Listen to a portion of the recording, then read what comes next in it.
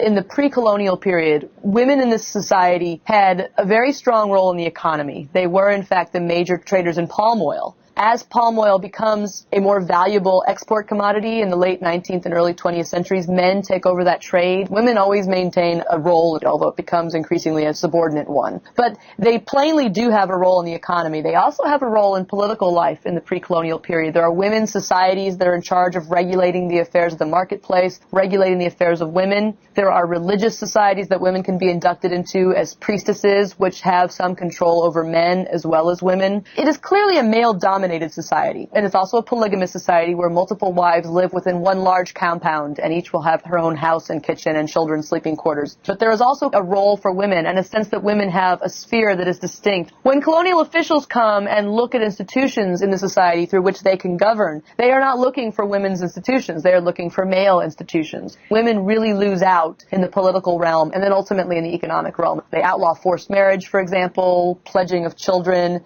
in marriage. The missionaries come in and offer education to both girls and boys, in theory.